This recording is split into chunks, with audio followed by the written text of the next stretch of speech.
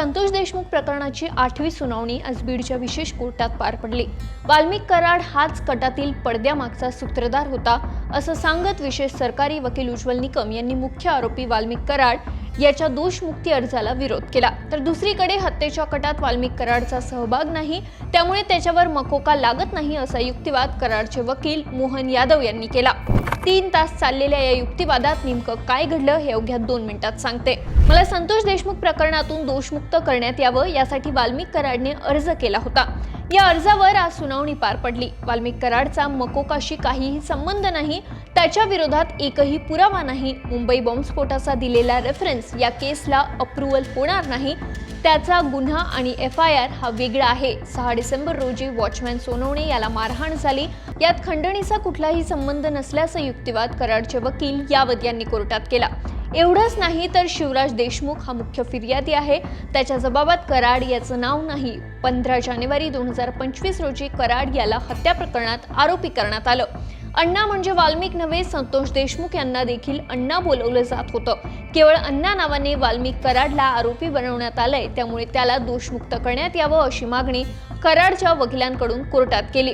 CID सोबतच या प्रकरणात पोलिसांचा तपास महत्त्वाचा होता असंही त्यांनी सांगितलंय। मात्र सरकारी वकील उज्ज्वल निकम यांनी वाल्मिक कराड याच्या वकिलांचे मुद्दे खोडून काढले। देशमुखांच्या हत्येच्या कटामागचा खरा सूत्रधार कराडच आहे असं सांगितलं। आरोपी विरोधातील संपूर्ण पुराव्यांची जंत्रीच निकम यांनी न्यायालयासमोर सादर केली। आवादा कंपनीला 2 कोटी मागितले, त्या प्रकरणात वाल्मिक कराड हाच पडद्यामागचा दिग्दर्शक आहे। कराडला दोषमुक्त करू नये आणि संपूर्ण केसचा हेलिकॉप्टर व्ह्यू घ्यावा अशी मागणी निकम यांनी केली आहे। संतोष देशमुख यांनी निकटवर्तीय यांना जे सांगितलं त्याचे डिजिटल पुरावे पुरेसे आहेत। या घटनेनंतर कराड चाटे अस्वस्थ झाले, त्यांनी नुसती मारामारी काय करता असा अप्रत्यक्षपणे संदेश दिला होता असंही निकम यांनी न्यायालयाच्या निदर्शनास आणून दिलं। सुदर्शन घुले हा गँग लीडर आहे, मात्र पडद्यामागे त्याचा सूत्रधार कराड आहे। या प्रकरणाचा तपास पोलिसांनी केला नाही तर तज्ञ CID टीमने केला आहे। या संपूर्ण प्रकरणाचा कंट्रोल कराडकडे होता हे सांगताना उज्ज्वल निकम यांनी कोल्हापुरातील बाल हत्याकांडातील संदर्भ देखील दिला। 3 तास हा युक्तिवाद चालला। खरं तर मकोका हा हफ्ता वसुली, खंडणीसाठी अपहार, सुपारी देणं, खून खंडणी, अंमली पदार्थांची तस्करी यांच्यासारखे संघटित गुन्हे करणाऱ्या टोळ्यांवर मोक्का लावला जातो।